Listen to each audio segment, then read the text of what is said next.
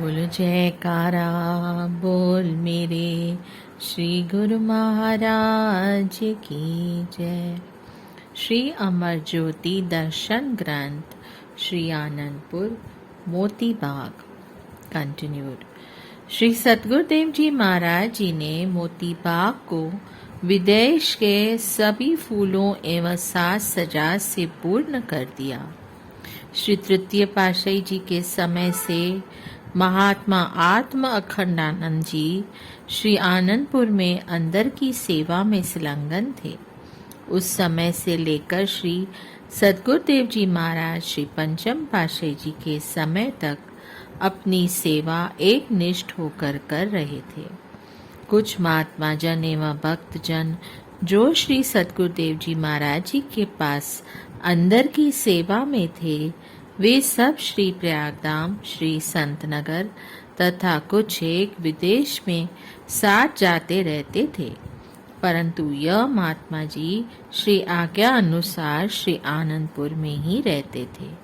इन्होंने स्वयं कभी भी साथ जाने के लिए विनय नहीं की।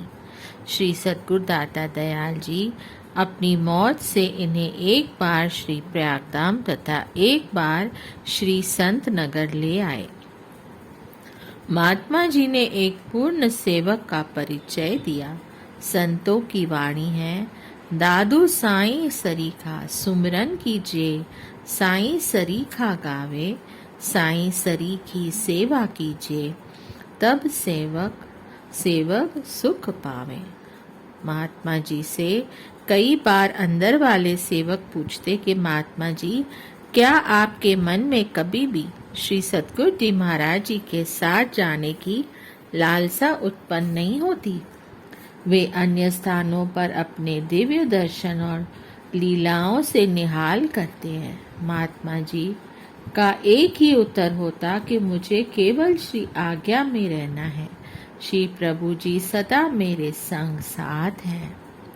एक बार श्री सतगुरुदेव महाराज जी ने उनकी अचल निष्ठा का प्रमाण इस प्रकार दिया।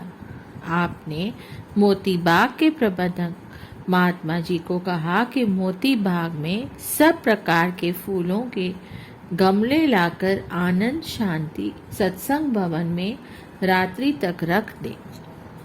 ध्यान रहे कि कोई भी फूल यहाँ लाने से रह न जाए।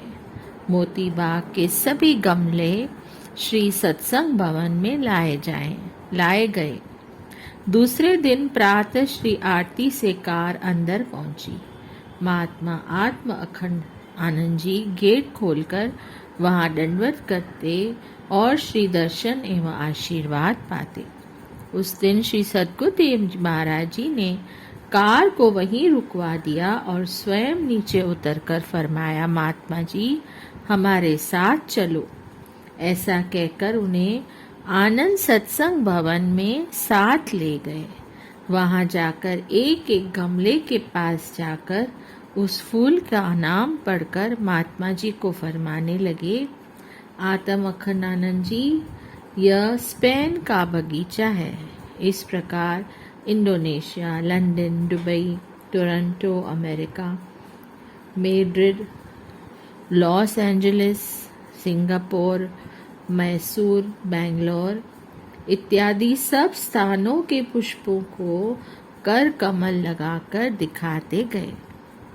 अंत में महात्मा जी से कहा कि महात्मा जी, किसी ने भी सब जगह की सैर नहीं की होगी। हमने देश विदेश की यात्रा आपको यहीं करवा दी है। कैसे ठीक है? महात्मा जी ने दंडवत कर विनय की, प्रभु आपने मुझे केवल पुष्प ही नहीं अपितु हर स्थान के दृश्य भी दिखा दिए हैं। कृपा निदान ने इतना कष्ट एक तुच्छ सेवक के लिए किया। मैं ऋणी एवं आभारी हूँ। मुझ पर कृपा दृष्टि बनाए रखना। श्री वचन हुए, महात्मा जी यह तुम्हारी अचल निष्ठा का परिणाम है। महात्मा योग सत्यानंद जी साथ में थे। उन्होंने विनय की, प्रभु आपकी लीला अपरंपार है। आपने कैसे महात्मा जी को कुछ ही पलों में सब जगह का भ्रमण करवाकर सब दृश्य दृश्यों का अवलोकन भी करवा दिया। ऐसे ही एक बार मोती बाग में सैर करते हुए आपने संग चल रहे सेवादारों को एक स्थान पर रोककर फरमाया कि यहाँ से आगे मत आना। स्वयं अकेले कुछ दूर आगे चले गए। वहां पर हरिण का नन्हा बच्चा आकर खड़ा हो गया। आपने अपने कर कमलों से उसे कुछ खिलाया, पुनः शीश पर कर कमल रखकर सहलाया। वह कुलांचे बढ़ता हुआ बाहर निकल गया।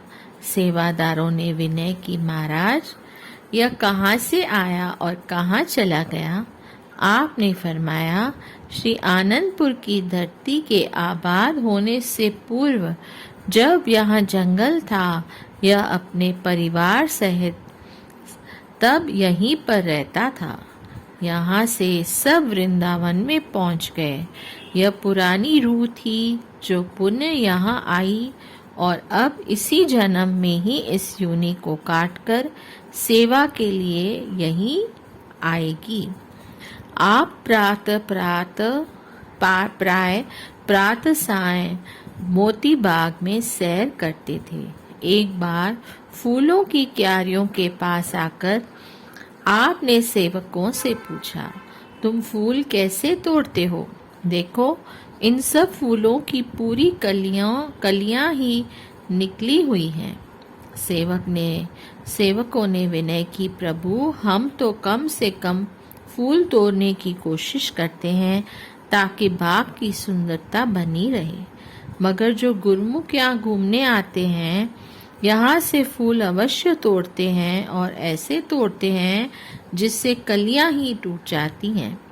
यदि आपकी आज्ञा हो तो यहाँ कुशेष प्रमुख स्थानों पर 4-5 बोर्ड यह लिखकर फूल तोड़ना सख्त मना है, लगा दिए जाएं। श्री वचन हुए, नहीं, ऐसा कोई काम मत करो जिससे लोगों की भावना को ठेस पहुंचे। कुछ ऐसा उचित मार्ग अपनाओ जिससे अपना भी कार्य हो जाए और लोग भी प्रसन्न हो। तब श्री प्रभु जी ने स्वयं एक कागज पर कुछ पंक्तियां लिखी। उनमें से कुछ इस प्रकार है, संसार में रहो मगर संसार से चित्त मत जोड़ो, देखो बड़े प्यार से मगर फूल मत तोड़ो। पुनः लिखा, मेरी मुस्कुराहट से आपको मिलती है खुशी, तमन्ना है मुस्कुराता रहूं आपकी खुशी के लिए। आज हूँ कल नहीं रहूँगा, जब तलक भी रहूं मुस्कुराता रहूं बस आपकी खुशी के लिए। श्री आज्ञा पालन कर तुरंत ही इन पंक्तियों को बोर्डों पर लिखकर मोती बाग में लगाया गया। सचमुच ही गुरुमुख जन जब मोती बाग में आ जाते तो इन पंक्तियों को पढ़कर बहुत खुश होते हैं और स्वयं में वही ये विचार उत्पन्न होते हैं कि फूलों को निहारे, सुगंधित समीर का आनंद ले और इन्हें न तोड़े। महाप्रभु जी की असीम कृपा का वरदान पाकर मोती बाग दर्शनीय एवं प्रशंसनीय बनकर लहरा रहा है।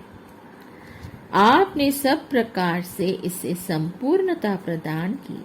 एक छोटी नहर भी बनवाई जिसके किनारे चलते हुए पानी की लहरों का आनंद प्राप्त कर सके। इस नहर के उद्घाटन के समय भी गुरुमुखों को पावन श्री दर्शनों से कृतार्थ किया, भोग प्रसाद खिलाया और लुटाया।